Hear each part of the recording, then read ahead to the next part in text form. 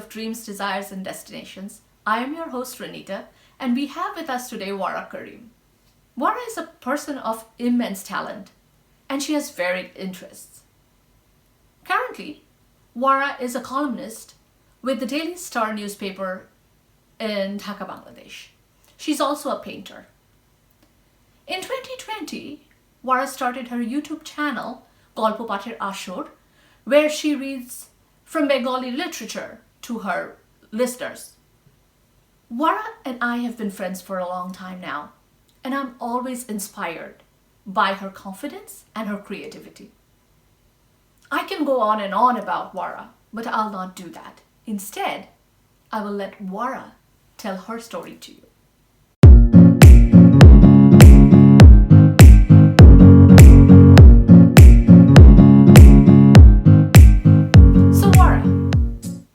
Welcome to Dreams, Desires, and Destinations. Thank you so much, Dreams, Desires, and Destinations, for having me on your show. Thank you so much.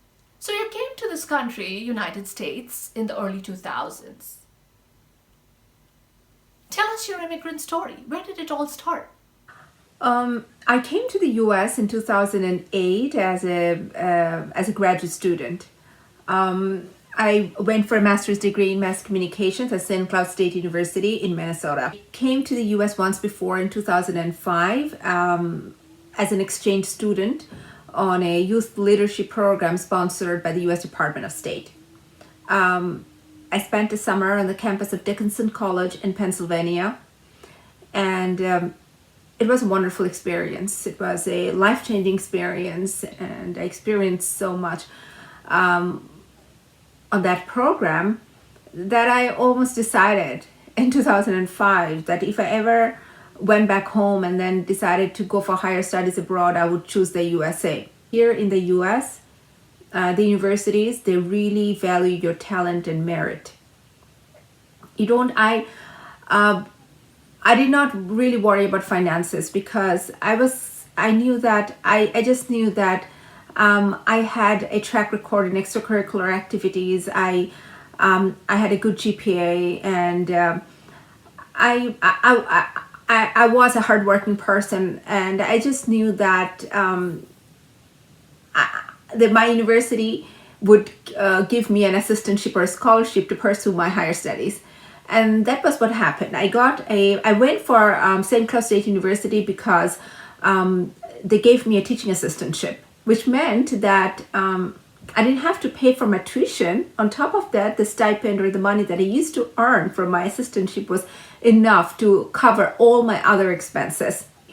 And my husband, he also came to the US with me in 2008 as a graduate student. After I finished my master's program, I worked for some time, and then I went for a doctoral degree, which I quit because I got pregnant with my daughter, and I just wanted to invest my time and energy in raising my child. So yes, I don't regret the fact. I think I did the right thing by taking time off everything to raise my daughter. Okay, that brings me to my next question for you, Wara. So you completed your master's in the United States, and you then went back to work for the Daily Star in Bangladesh. That has been a long distance relationship between you and Daily Star. How does that work? So what are also the pros and cons of this long distance job for you? Well, I've been writing for the Daily Star since 1999, so it's been a long time. I first started writing for them right after I finished my 10th grade. So 1999, the Daily Star, they held a writing competition. I was one of the 7 people that chose through that competition, and I started writing for their youth supplement, the Rising Stars. And yeah, so now I write for the lifestyle. The pros and cons. Okay. The pros, it's a great thing that I can live in the US and write for or work for a newspaper back in my home country. It's a great feeling. And I can work at my own pace. and live in one place and work for a company or an organization in a completely different state or in a completely different location. And it's very much possible because technology is shrinking distances. Let me talk about the cons. The cons, one of the cons, I would say that the time difference. So sometimes it becomes challenging because of the day and night difference. And another thing is that I cannot always write about all kinds of subjects because in order to write about certain subjects, you have to be present on the ground. You have to experience it firsthand. But because I live in the US, I cannot, always write about all kinds of things. Having a first-hand experience is very important. And I don't want to write something from a second-hand experience. Okay, so as a Bangladeshi American writer based here in the United States, how do you think your readers back in Bangladesh react to your American perspective? Well, I think my readers enjoy the American perspective that I share. I write for Star Lifestyle, and when I say the word lifestyle, I mean it may be a very small word, but it means your whole life, your values, your attitudes, your fashion, what you eat. It's lifestyle. It's a very broad term, and because I live in the U.S., my life is it's different from people from people living in Bangladesh, or from most people living in Bangladesh, because I'm living in a completely different in a different country with different cultures and different language and everything. So I can share a different perspective on a topic, which I think my readers enjoy, and it also adds value to my column. I've only heard good things so far. I think people are just kind. Sometimes I would receive messages on Facebook Messenger. Like people will just look me up, and then they would just send me a message, a few kind words about my writing, and it feels good. Okay, let's talk about your YouTube channel Golpo Pather Ashur. So what was your motivation and thought process in creating or starting this YouTube channel where you read Bengali audiobooks? Yes, in July 2020, I launched this YouTube channel called Golpo Pather Ashur. It's I record Bengali stories and novels for my channel. And how it all began, I think the Bengali literature is so rich, but young people today do not read as much. I mean, I understand and feel that when I talk to young people, and also from simply by reading the comments on different Facebook pages and different social media platforms, I would read people's comments, and from the way they write, they express themselves, and their word choice and everything. I feel that these people don't read as much. They are more into visual entertainment, and but it's very important that you know and appreciate your language, your literature, because these are the clues to our past. Because I am a first generation immigrant in the US, and I know that in order to appreciate other cultures, other languages, it's very important that you know yours first, that you appreciate yours first. Otherwise, you would always be lost in this big world. You'd be looking for that perfect pair of shoes, and then you would never find them. because in order to know yourself, you must know your language and your culture and your heritage and your literature. So I just wanted to see if I could contribute to to making our young people interested in Bengali, in our rich Bengali literature.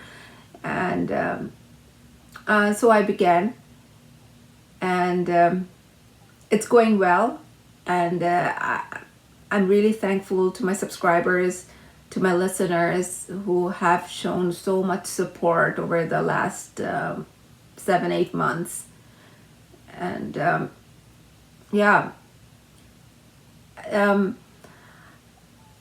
another reason was, of course, there were actually a handful of reasons. Another reason was that we live in a very fast-paced world, and we just don't have some of us genuinely do not have the time to sit down with a book and read it.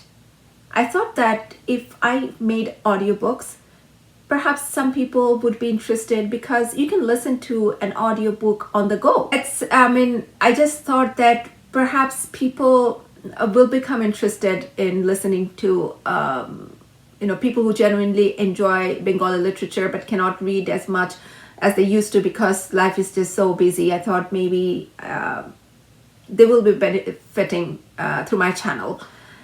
At the same time, this is what I've seen in my family, that my aunts and uncles, they used to be avid readers at one time, but they cannot read as much because, as you age, your vision becomes poor, and you cannot read extensively because it just strains your eyes immensely.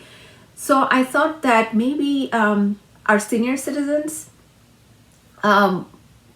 they could be benefiting from an audiobook channel as well. So all of this actually led me to launching Golpo Pathir Asor. So, Wara, do you have any tips for any current or future immigrants who would like to become maybe a writer or a painter or an artist of any kind?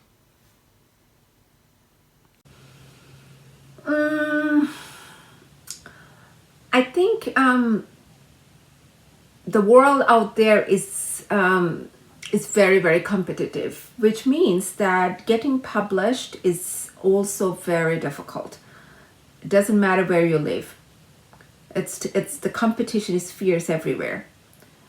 But the good thing is that we live in a different kind of an age, thanks to technology. So you don't, if you're a writer and if you want to publish your work, you can self-publish your work. You can launch your own website. You can launch your own blog where you can, share your thoughts, your poetries, your opinions, and your ideas. The resources are unlimited. There's so many resources available to us. In this age and time, all we have to do is just use those resources. And if you're a painter, you can have your own Facebook page or even your own Instagram account where you can share your paintings and your drawings with the world. And if you're say a recording artist or a dancer or a singer, you can have your own YouTube channel. You just don't have to wait for someone to give you a break, because you can create your own platform. What a tremendous thing it is. Just use the resources that's available to you. It doesn't matter where you live. You don't have to live in the US. You don't have to be, you can live in any part of the world and use these resources because they are available. And never give up. Dream big, and dream hard, because the harder one dreams, the sooner it comes true. And thanks to Dreams, Desires, and Destinations once again for having me on your show. And for those who have watched this video, thank you so much for your time and patience.